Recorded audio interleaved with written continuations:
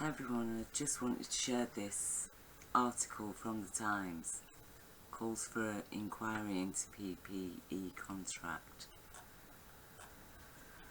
The government is under pressure to explain why an obscure finance business was granted a 252 0.5 million government contract to supply face masks to the NHS and care workers, despite having no apparent record in the area.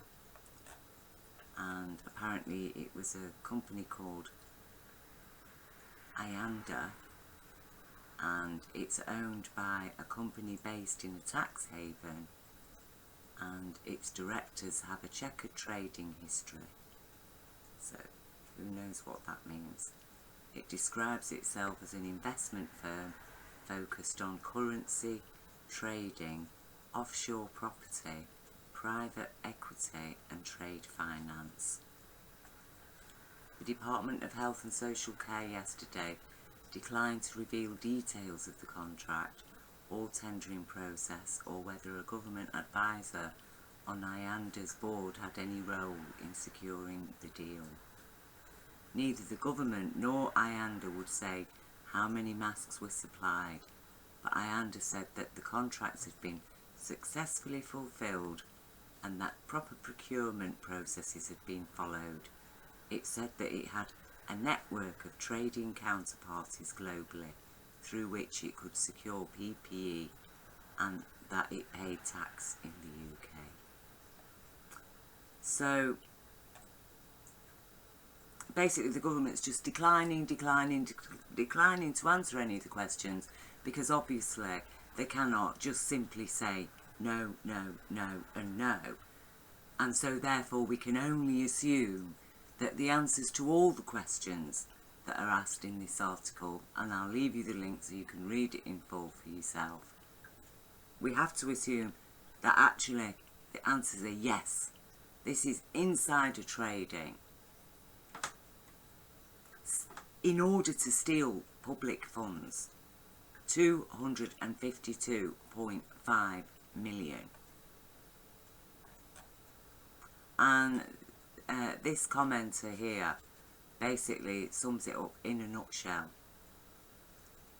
NHS Supply Chain, a wholly owned company accountable to the Secretary of State for Health, is responsible for the bulk purchase and distribution of goods to the NHS. Did NHS Supply Chain subcontract this work, and was Mr Hancock involved / aware of this deal?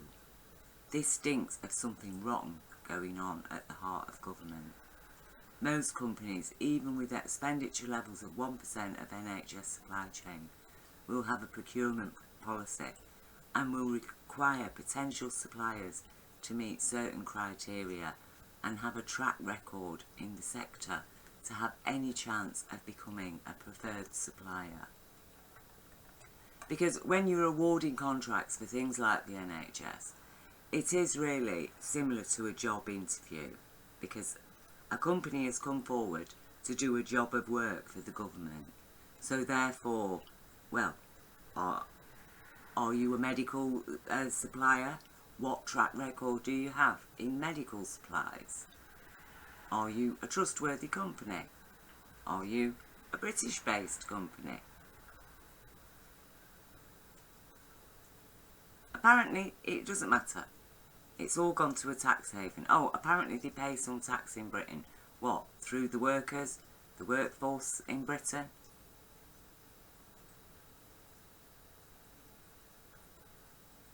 This is theft. And there comes a time, look, people, we've watched the billions and billions being drained out of our country as they've sold off our public property that our grandparents built and paid for, and the generations before them. We've seen them, they're selling off school playing fields, selling off our hospital buildings, selling off colleges, our social housing, everything being sold, our post offices. Sold to who? Private corporations that are based in tax havens. You know, I mean, I'll dig the link out for you and leave it under this. But Her Majesty's Customs and Revenue sold all their offices throughout Britain, sold them all off to a private company offshore, based on an offshore tax haven. And then rents, pays that company rent to use the buildings that they've just sold to that company, pays them rent. And who do you think is paying the cost of the rent then? Of course, we the public. Because it's customs and revenue, isn't it? They're taking it off us. It's absolutely outrageous. That itself is double dipping. Because you're talking about Her Majesty's Customs and Revenue tax. Okay? So it's set up to tax us. They have their own buildings. But oh no, no, no. They've got to sell them off, haven't they, to their corporate cronies. How many Tories have got shares in the company that bought the offshore tax haven, that bought those offices? And actually, when you look at all the tax havens, virtually every single one of them are owned by the Crown. Oh yes, not many British people know that, but they are. They're owned by the Crown. Virtually all of them. The Cayman Islands, Bermuda. The list is long. And again, I'll leave you a link. I'll leave you a link about tax havens so you can understand exactly what a tax haven is and what it's like for the people who live in tax haven territories. Like, for example, the people of Jersey. Jersey is not a democracy. Did you know that? Did you know that nobody dares say boo to a goose when it comes to people in power in Jersey?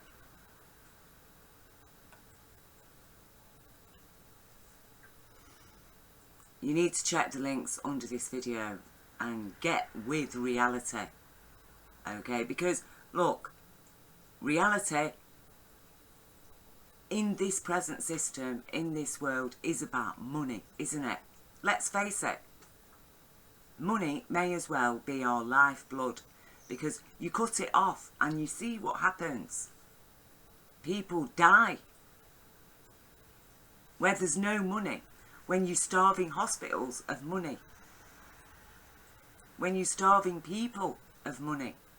They can't eat, they can't put a roof over their head,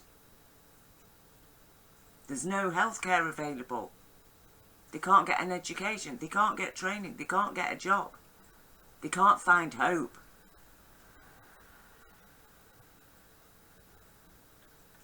And they're stealing public funds. They're using this alleged pandemic,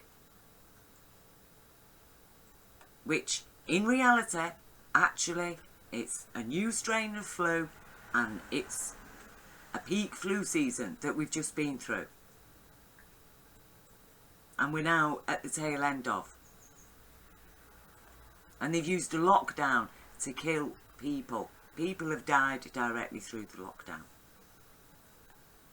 In fact, more people have died because of the lockdown, that actually if we didn't have the lockdown, then, you know, there would not have been anything like as many deaths. Remembering that how many of the deaths were actually of COVID.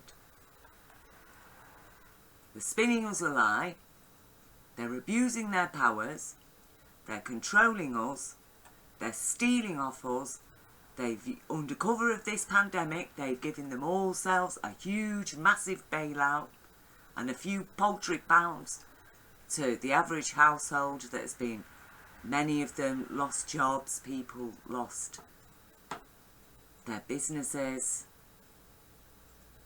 and all looking forward to a winter of a second wave and a hard Brexit. You know, the kind of Brexit that a nation would expect if they get kicked out of the EU. Because they're a criminal nation and the EU said, sorry, you are no longer welcome on our block. Oh, but apparently Britain just voted for that. But we didn't, did we? Because we were told a pack of lies by the same set of gang of criminals now sitting at number 10. Who? This is just blatant crime. This is blatant crime. And it is very, very serious, people. You need to understand how serious it is when you're being governed by this level of charlatans that so blatantly just steal. Yes, well, what are you going to do about it? What are you going to do about it? Oh yeah, I took 252.5 million and gave it to my friends in the tax havens. You don't expect us to cross the T's and dot the I's, do you? This is the Bullingdon Boys Club, didn't you know? We do what we want, don't we, Dominic Cummings? Yes, go and get your axe and let's smash up the civil service. And you lot better all shut your mouths because we've got the goods on the lot of you. Your son does coke, you are a secret homosexual, you're a transvestite, you're this, you're that, because you know, NSA, they've provided us with everything. Wake up, people. Wake up. And get active, because it is no good cowering away in fear or burying your head in the sand, because I tell you now, that fear is going to be knocking on your front door with a fucking gun if we do not stand up for our human rights.